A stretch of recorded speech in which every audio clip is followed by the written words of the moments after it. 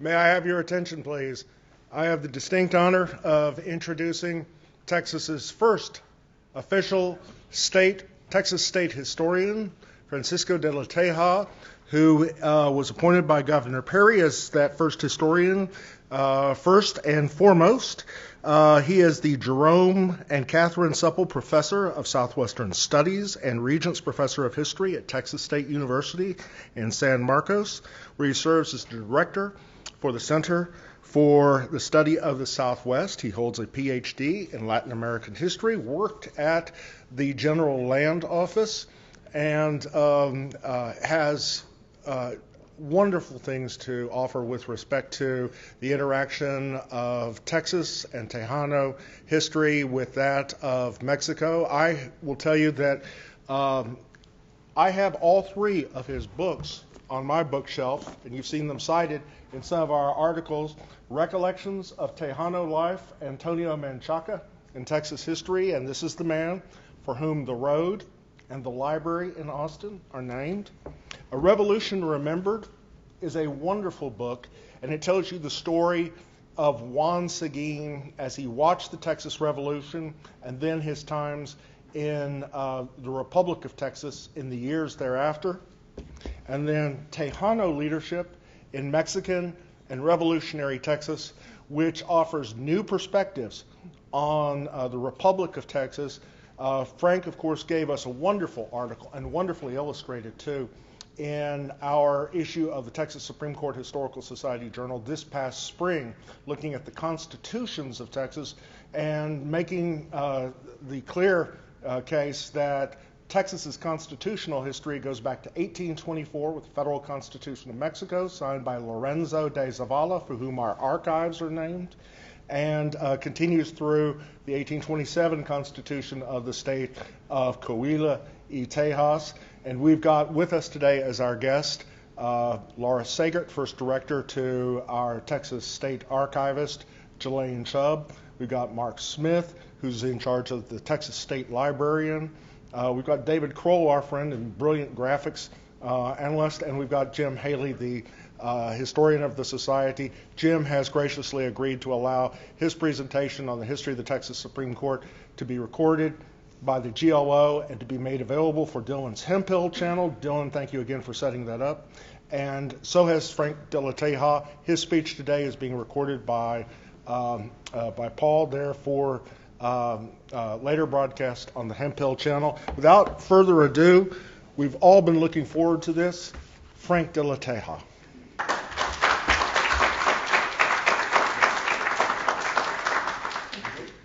For sale and signing up here afterwards.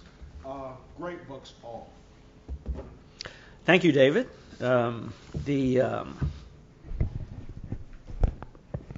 books are $20 each, and I'll be happy to sign them.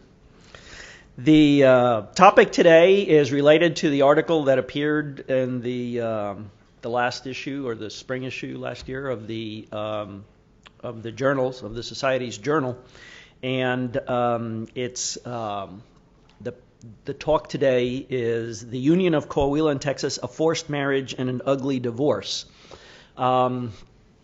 And I hope to make the case for understanding it that way this morning. So it's kind of it's an outgrowth of a number of ideas that have been percolating, and one big project I'll mention briefly.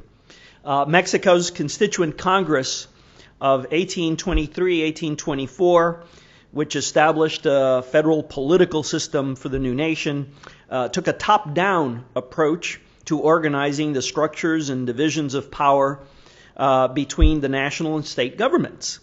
Among its creations was the state of Coahuila and Texas, territorially the largest state in the Mexican Union, but also the poorest and least populated at the time of its creation.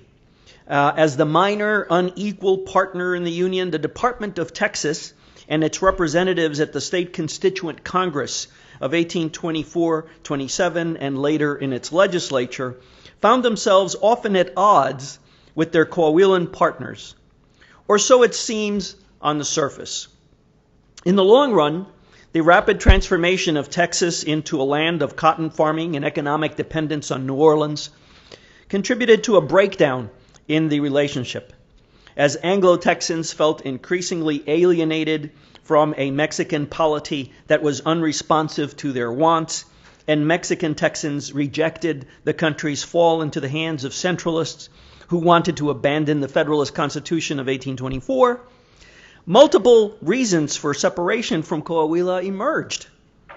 Joel R. Poinsett, the first United States plenipotentiary to Mexico, predicted as much in 1825 when he wrote back to Washington, D.C. that, quote, not quote yet, but that although the Mexicans were unwilling to consider U.S. claims to Texas as part of the Louisiana Purchase or an outright sale, the tide of American immigration to the province might make them not so, quote, averse to part with that portion of their territory as they are at present. And of course, we know that Mexico never got around to actually agreeing to that separation, but it was forced on them by other means.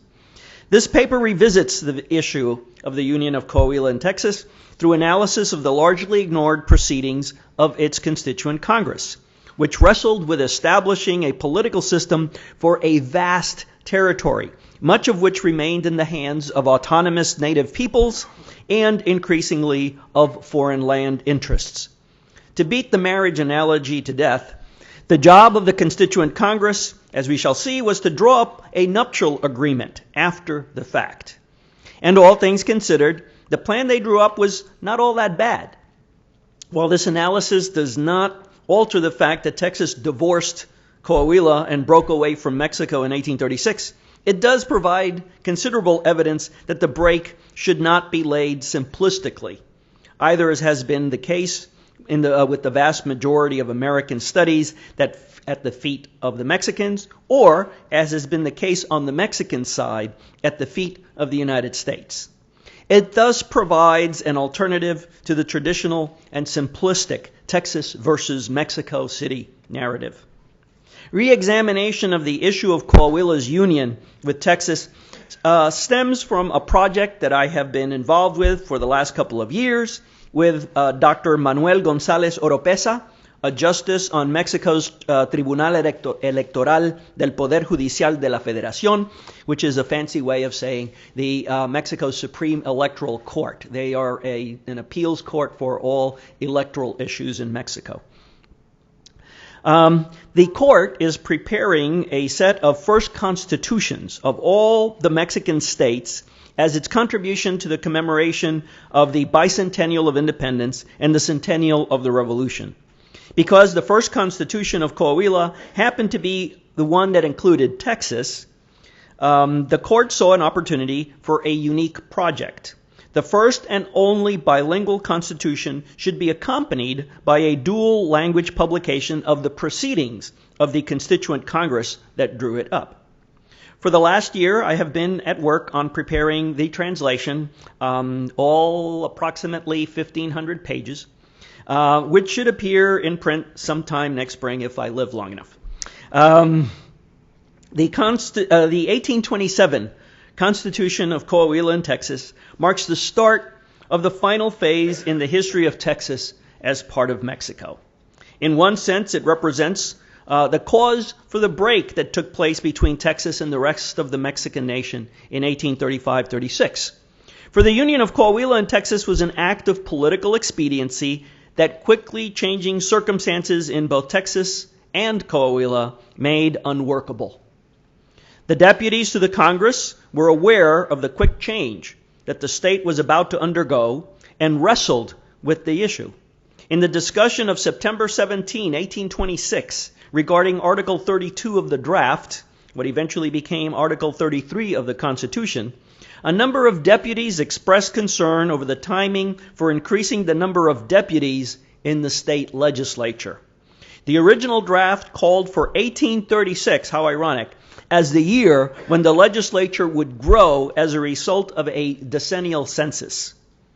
Parra's deputy and Constitution Committee member Juan Vicente Campos finally stated that, quote, in attention to the state's circumstances and the extraordinary increase resulting from colonization, the committee feels the article should be returned to it in order to reduce the length of time. Another Parras deputy and future first constitutional governor of the state, José María Viesca y Montes, insisted that the year for reapportionment should be as soon as 1830. In the end, the deputies almost split the difference, settling on 1832 as the year in which the number of deputies to the legislature would first be reassessed. So, my point being that in the discussions in the Constituent Congress, there's recognition of the Texas portion of the state requiring additional representation and a recognition that that needed to come in a timely manner, that it shouldn't be put off any more than necessary. At the time of the drafting of the Constitution of 1825-1826, the population of Texas still numbered less than 7,000 residents, not including the approximately 15,000 autonomous Indians not counted among the citizenry. Even at that early date, moreover, Americans already made up a little more than half of the total. By comparison, in 1828, Coahuila counted 66,131 residents, and in the mid-1830s had over 70,000. In 1836, there were a little more than 20,000 Texas residents, overwhelmingly documented and undocumented immigrants from the United States. Less than 15% were Tejanos, that is, Texans of Mexican heritage. The state legislature attempted to deal with the demographic changes in 1833-34 using constitutional means, but the continued predominance of Coahuila over Texas could not be resolved to the satisfaction of the Texians, that is, the Texans of Anglo origin. One of the demands of the Convention of 1833 that met in San Felipe de Austin was for the separation of Texas from Coahuila, a demand echoed in the letter of October of that year from Stephen F. Austin to the Ayuntamiento of Béjar that resulted in his arrest and imprisonment for sedition in Mexico City. Demographics apart, the political and economic interests of the Texans made for and when I say Texan, I'm talking about everybody, otherwise they're Tejanos and Texians, for an uneasy union from the very beginning. It is therefore impossible to properly understand the Constitution of Coahuila y Tejas and its role in the break between Texas and Mexico without at least a brief introduction to the history of the relationship between these two states and their place in Mexico's northeastern frontier region. Although Texas started out as an extension of Coahuila in the 1690s, by 1722 it had become a Spanish province or gobierno with its own governor. Many of Texas's early residents came from Coahuila or had relations there. Monclova and Saltillo were also frequent destinations for Tejano merchants and cattlemen.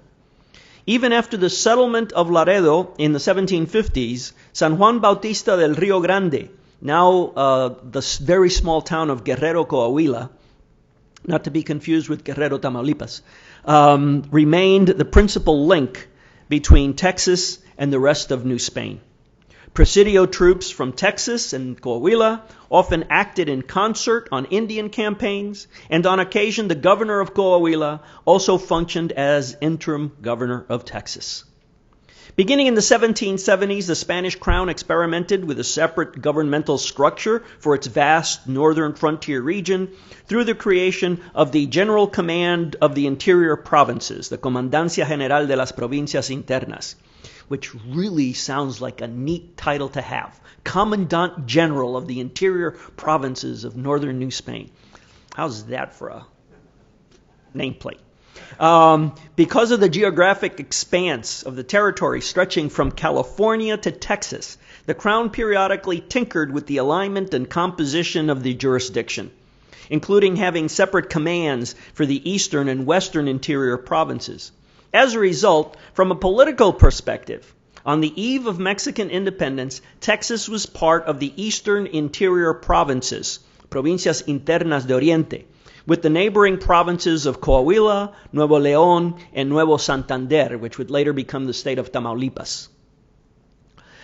The four provinces were also united by their fiscal dependence on the Intendencia of San Luis Potosí, another governmental innovation of the late colonial period that was superimposed on existing jurisdictions.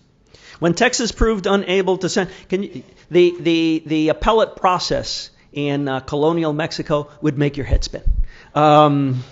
It is impossible to get it right because it's only right for the exact action that you're talking about. 5 minutes before and 5 minutes after, it's no longer right. When Texas proved unable to send a representative of its own to the Cortes in Spain in 1809-1813, José Miguel Ramos Arizpe, Coahuila's delegate, was charged with being the spokesman for the province's interests. Limited as the self-government experience of Texas was, Tejanos had quickly adapted to increase local participation in national affairs following independence. The leading citizens of San Antonio, Texas's largest population center and the provincial capital since 1773, took the lead in organizing the province's responses to the quickly changing political situation. At first, they relied on sending instructions to representatives before the Commandant General, and later they worked through members of the provincial deputation organized in Monterrey for the four interior provinces. In the Imperial Constitutional Congress in 1822, Texas was granted a representative, and in local elections, Father Refugio de la Garza, a San Antonio native and the city's parish priest, took Texans' concerns to Mexico City.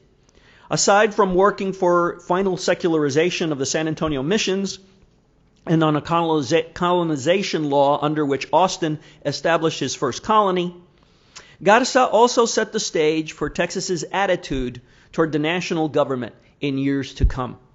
Having made clear his frustrations with the growing dysfunction of the imperial government, he wrote home after Iturbide's abdication, quote, "To repeat what I have written in my previous letters, arbitrariness is ended, as are oppression, despotism, and tyranny. Today, Texas enjoys unlimited freedom, without obstacles or hindrances. Texas may dispose of everything which prodigal nature has bestowed upon it, land and sea, without regards to any laws other than those that the province may itself liberally impose." Texans remained committed to promoting their autonomy in the months that followed.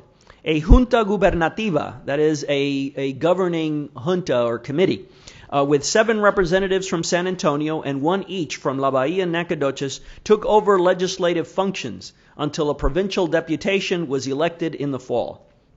The deputation in turn selected Erasmo Seguin, a longtime public figure and friendly to U.S. immigration, as Texas delegate to the Federal Constituent Congress.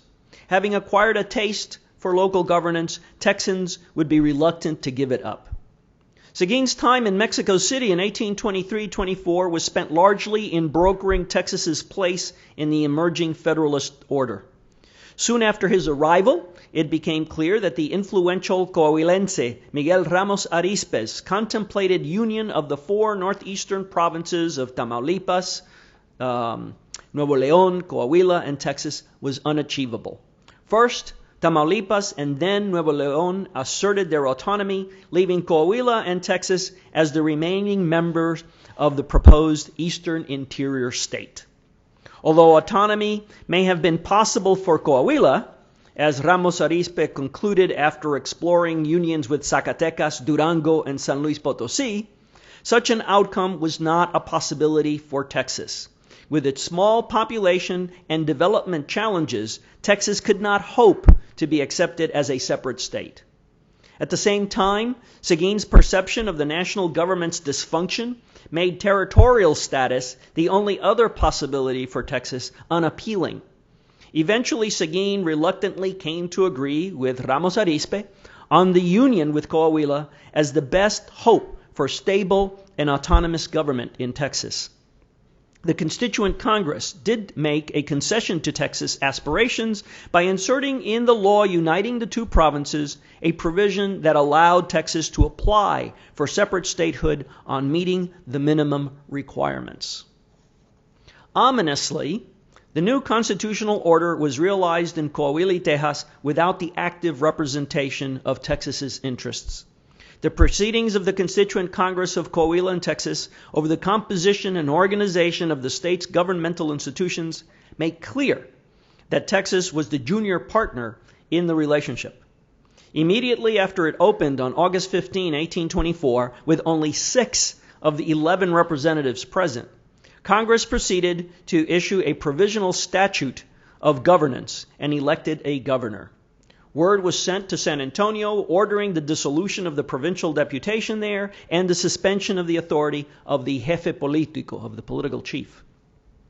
Quite rightly, the provincial deputation saw Congress's actions as an immediate demotion in status and an uncertain future for Texas.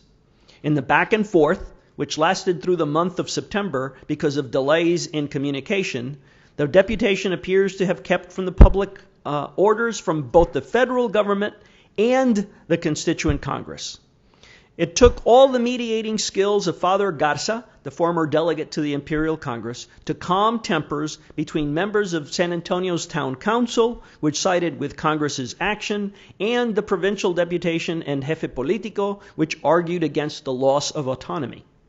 Finally, late in the evening of September 30, the provincial deputation agreed to disband, and the political chief turned over authority to San Antonio's ayuntamiento.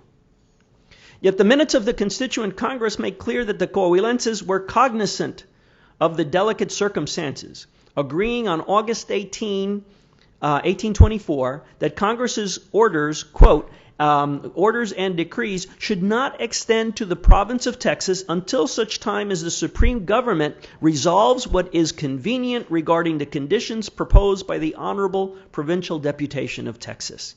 In fact, Coahuila's former political chief and now member of the Constituent Congress, Rafael Eke Musquiz, to whom the responsibility for summoning Congress had fallen, explained that having received a communication from the provincial deputation of Texas that it was suspending the departure of the province's representative to Congress until its consultation with the national government was resolved, had left him no choice. Quote, to comply with the decree of the sovereign Congress calling for the formation of a state composed of both provinces had led him to take the steps necessary for the installation of the legislature without waiting for the arrival of the deputy from Texas. End quote. Whatever the feelings in Saltillo, Mexico City was not predisposed to changing its mind over the marriage. On August 23, 1824, interim Governor Rafael Gonzalez, a San Antonio native but career military officer who had served mostly in Coahuila, reported that Mexico City had decided that Texas's political chief should carry out the unification decree, while the provincial deputation appeal was resolved. As recorded in the minutes, quote, the observation was made that the time had come to extend Congress's acts to Texas, as the expected resolution cited in the session of the 18th was now at hand. And debate on the matter was scheduled for 2 days later. But a decision was not easily reached. For on August 25, all the pertinent communications had to be read again. In other words, they went back through all of the documents that had gone back and forth over the matter of Texas's role. And several gentlemen deputies spoke in favor and against debate, and debate was held over to the following session.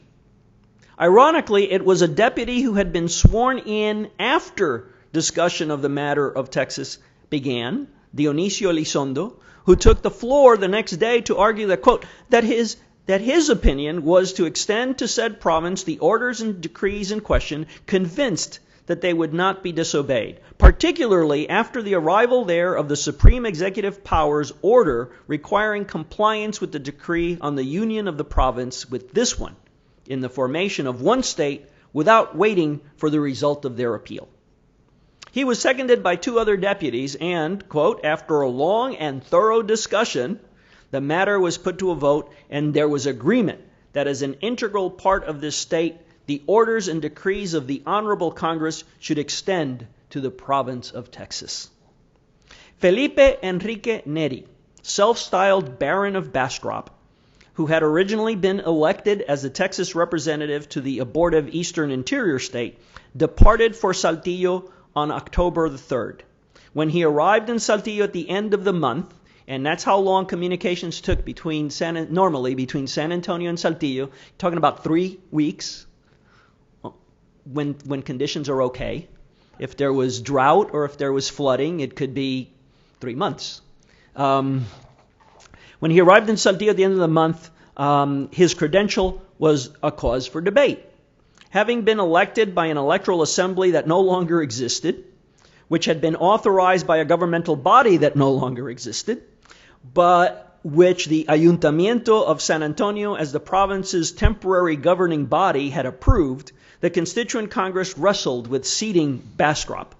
Elizondo, now part of the special committee that examined the paperwork, noted that the time and expense that Bastrop had incurred in transferring himself to Saltillo outweighed the defects in his documents. Quote, moreover, the citizens of Texas might believe that the refusal to admit their deputy or to delay his taking up his seat might be the result of some rivalry arising from past events. So they were aware that there might be some bad blood in Texas, and they were actively working against that. The discussion equally points to another practical consideration in favor of accepting Bastrop's problematic credential. Muskis, who was serving as president of Congress at the time, opined that, quote, that the committee report be approved, because if not, great harm will be done to the interests of citizens Benjamin Robert Milam, Hayden Edwards, and Robert Leftwich, who have presented themselves before this legislature soliciting land to colonize. The resolution of whose petitions was left pending until a deputy for Texas was named and joined this honorable assembly. Indeed, a week later, Bastrop was added to the Colonization Committee, the committee most critical to Texas, apart from the Constitution Committee, to which he was not appointed. During the first months of 1825, the relationship between Texas and the rest of the state was worked out in legislation that addressed the critical needs of Texans.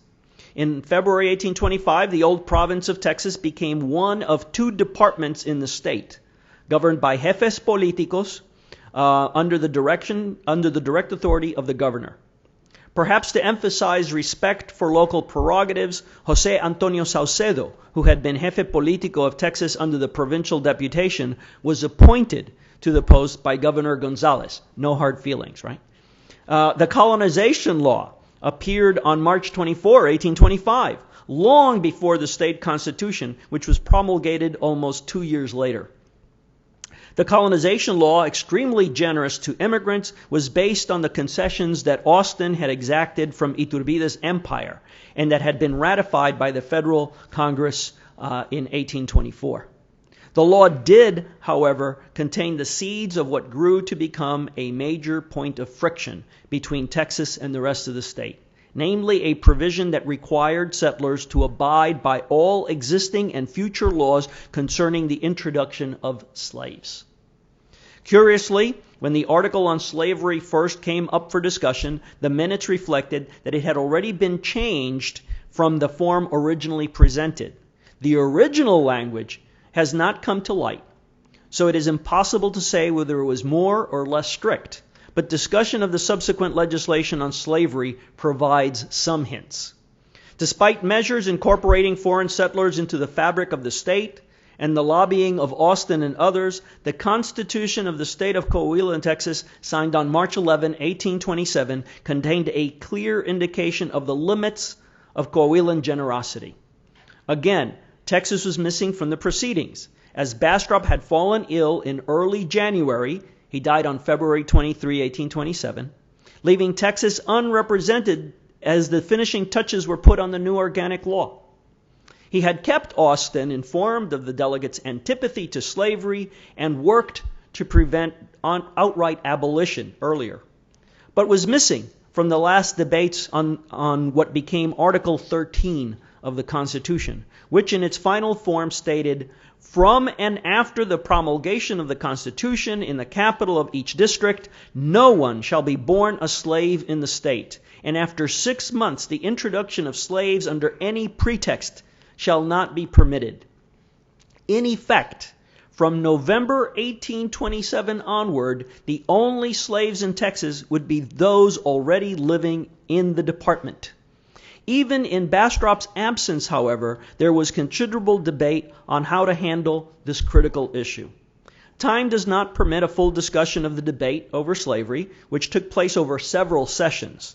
It is enough for my purposes to focus on the session of January 31, 1827. When a revised version of Article 13 was presented by the Constitution Committee that makes clear the serious consideration of the matter and the effort deputies put into reconciling the liberal agenda of the federal system and the practical concerns of the Texans, particularly the new settlers. Clearly, although compromise won out, some deputies were not happy with the continuation of the barbarous principle. Deputy Juan Vicente Campos, the member of the Constitution Committee who explained the revised article, argued that the article did not say, quote, that those who remain slaves will be so until their death, because it might happen that the state at some point can emancipate them, or they can manumit themselves. Deputy Santiago del Valle, who had previously argued in regard to an earlier version of the article that children born to slave parents should be freed at age 14 and work to earn their parents' manumission until age 25, made reference to respecting the personal liberty of the slave owners, since, quote, the public treasury does not count with sufficient funds to cover the corresponding indemnification for immediate emancipation. In other words, the property rights of slave owners had trumped the philanthropic spirit of the convention.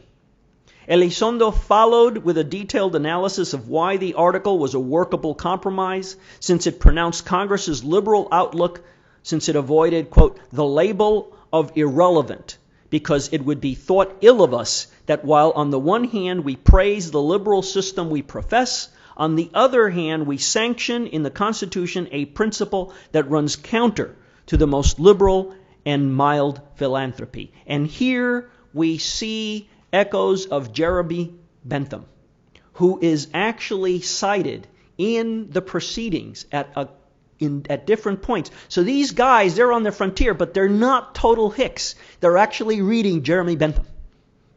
All right, so they know how the wider world, the direction that the wider world is moving in, and they want to be thought part of that movement. Leaving open the introduction of slaves for 6 months after promulgation seemed to him very accommodating in consideration of the many members of Austin's colony that it is said have yet to bring in part of the property they have in the United States, which consists of slaves. Otherwise, he would be in favor of immediate closure based on Article 46 of the colonization law. I'm almost finished here, folks. Time does not permit a further exploration of the issues that complicated the relationship between Texans and Coahuilenses. And it is impossible here to review the growing distance between Texas and Mexico, except to say that few authors have properly dealt with it or with the history of the union of Coahuila and Texas. Most scholars have tended to interpret the growing demand of Texians for separation from Coahuila as based on corruption and dysfunction in the state capital. That is how the following Austin's assertion to the Mexican government has been interpreted. Quote, Coahuila cannot govern Texas, and the latter cannot remain and will not remain in harmony or quietude united with the former. However, by going back to the roots of the marriage of Coahuila and Texas, we can perceive more complex causes for the development of the irreconcilable differences. Despite the pioneering work of Vito Alessio Robles, there has been no systematic analysis of the story of Texas during the Mexican period from the perspective of the relationship with Coahuila. Such a history promises to provide new insights into how the forced union of two provinces that previously shared numerous cultural, social, economic, and historical factors led them to grow increasingly apart. In such a study, we might find a fuller and richer understanding of how Mexico came to lose Texas and how Texas came to be the 28th state of the Union. The publication of the proceedings of the Constituent Congress will, I hope, inspire renewed scholarship on this pivotal yet underappreciated aspect of our histories. Thank you.